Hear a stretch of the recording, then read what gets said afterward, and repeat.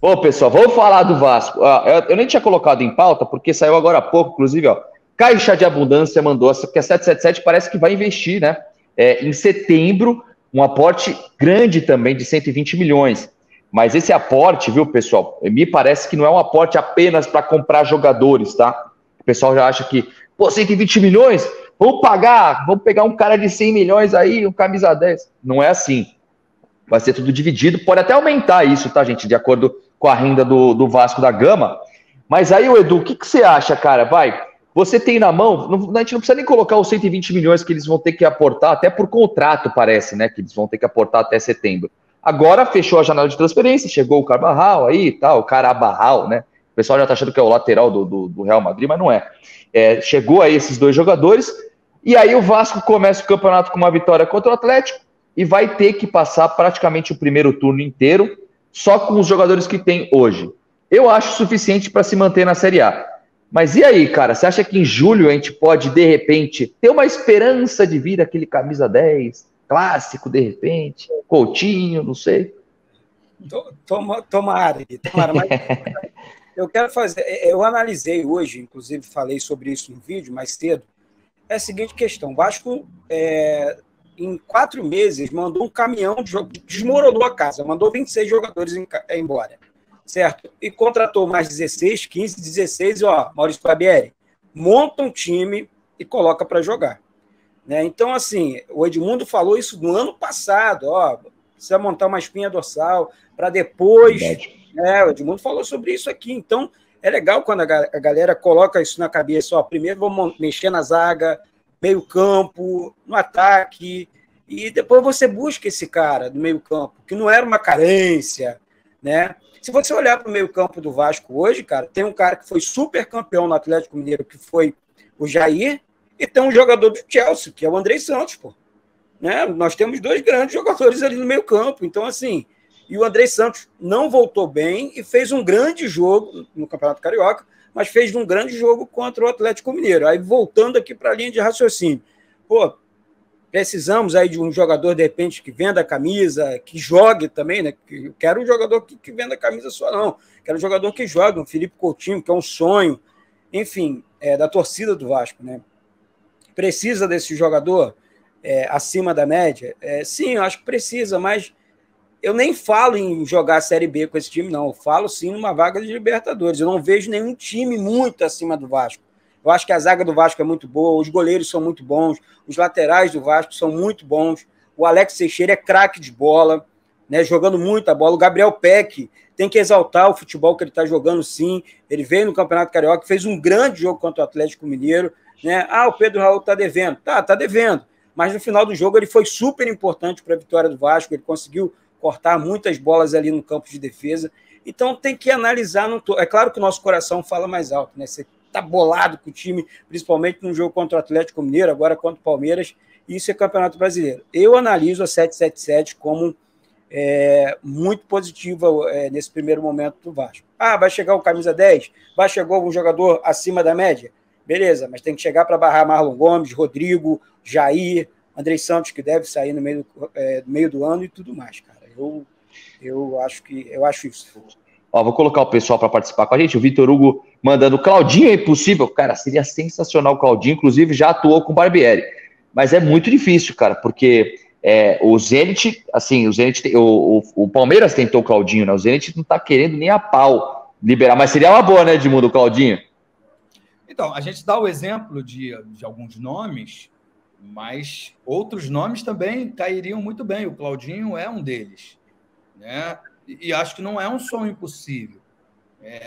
Eu já fui lá em São Petersburgo, o Zenit joga num estádio lindíssimo, a cidade é lindíssima, mas é muito frio, é longe da família. Sei lá, de repente, o sonho esportivo.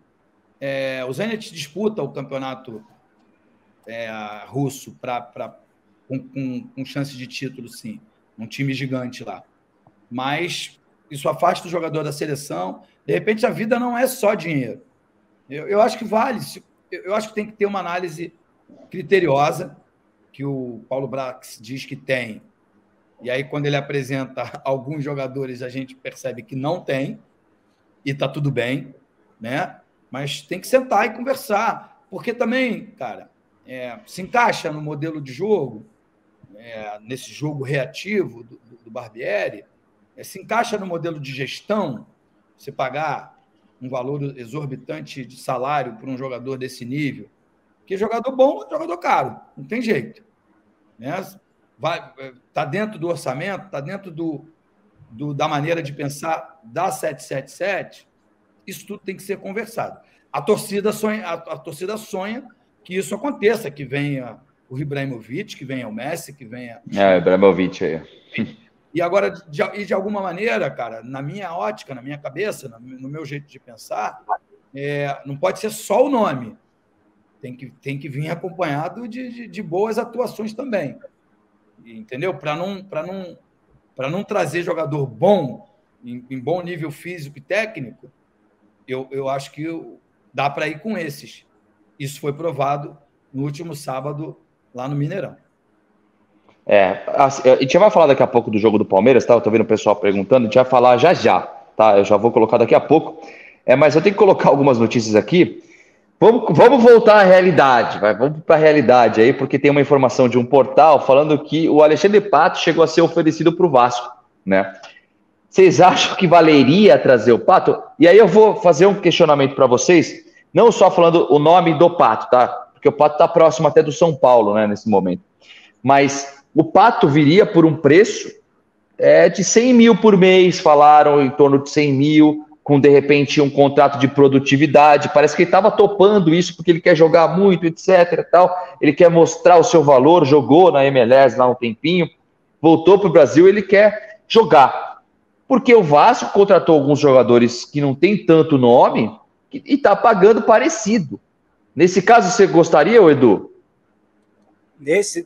Com contrato de produtividade? Com salário ok e um contrato de produtividade. Vale sim, cara. Eu acho que a torcida ela é muito exigente, mas o cara tem talento, né? De repente você traz pagando pouco e se o cara produzir bem, o cara joga, recebe um pouco mais. O Juninho fez isso com o Vasco, quando ele disse que não queria roubar o Vasco e voltou muito bem, né? E tá certo que eu tô falando do Juninho. Pera aí, gente, pera lá. Daqui a pouco não tá batendo aqui. Mas assim, o Alexandre Pato, vamos assinar um contrato por produtividade. Se for para arriscar, né? Tipo, nesse caso, eu acho que sim, cara. Por que não? É o Alexandre Pato, de repente o cara dá certo. É Rio de Janeiro, é o Vasco, é torcida, é a motivação do jogador. Agora, se não for bem, o Ganso estava muito mal, um caminhão de tempo, cara. O Fernando Diniz fez o quê? Vem aqui, senta comigo. Quer jogar onde? Joga assim, desse jeito o cara tá, o melhor meia esquerda aí, um dos melhores, pelo menos, do futebol brasileiro. Então, acho que tem muito disso, cara. O Rio de Janeiro traz isso, e principalmente, essa camisa aqui entrega isso aí para o jogador, essa motivação. E aí, Edmundo, você gostaria que o Vasco pagasse o Pato? Caraca, vai bater. Não, eu acho que não. Eu acho que não serviria, mas a questão aí é mais física do que técnica. Por quê? Por que eu estou dizendo isso? Porque é um futebol reativo. O futebol praticado pelo Maurício Barbieri. Ele não tem mais força para voltar, para fazer o que o Peck faz, por exemplo. Voltar lá atrás, ajudar na marcação e chegar lá na frente. Ele foi um excepcional jogador, não tenho a menor dúvida disso. Ainda teria fôlego para aguentar e tudo, mas ele não quer, ele não tem a garra. O Vasco é um time que o torcedor é exigente, né? Para jogar com a camisa do Vasco, você tem que ter muita vontade, muito amor à camisa. Me parece que não é a do Pato. Ele quer jogar porque ele é jovem ainda, porque ele tem muito nome, enfim.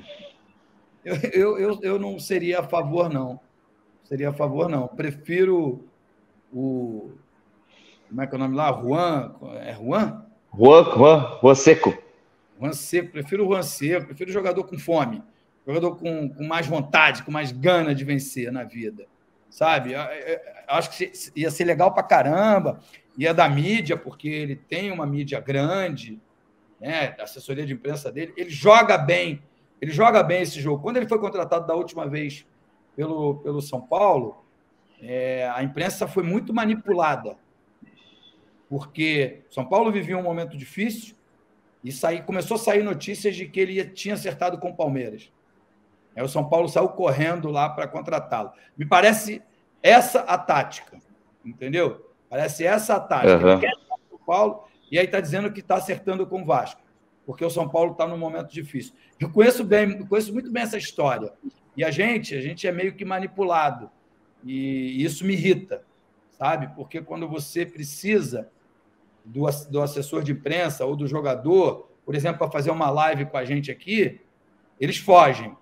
Mas quando eles querem usar, né, nos usar, eles aparecem. Então, assim, esquece essa parte. Essa parte, eu estou falando tecnicamente. Eu não seria a favor. Sabe por quê? Porque ele está no elenco, o Barbieri ia se sentir obrigado a colocar. No jogo que a gente perdeu para o Flamengo, estava 2-1, o Vasco estava bem no jogo, aí ele quer mudar, ele bota no campo o Nenê. Por quê? Porque o Nenê estava lá. O Nenê não estava dando mais, não estava produzindo mais. E sabe quem ele deixou de colocar? Alguém que produz bastante, que é o Marlon Gomes. Então, assim, é uma frase, não serve para o Nenê e não serve para o Pato, tá? Mas é uma frase que a gente fala muito no futebol. Não tenha jogador ruim no seu elenco, que mais cedo ou mais tarde ele vai jogar. Boa. Você já falou bastante vezes essa frase, mas tem razão, realmente dá uma pressão automática no cara e de repente até a torcida fala, pô, peraí, então tem o Pato lá que jogou, aí pensa no Pato do Milan, né? Memória afetiva, memória... Entendeu? Exatamente. Estreou na seleção, um belo gol, inclusive, campeão da Champions, com o Milan.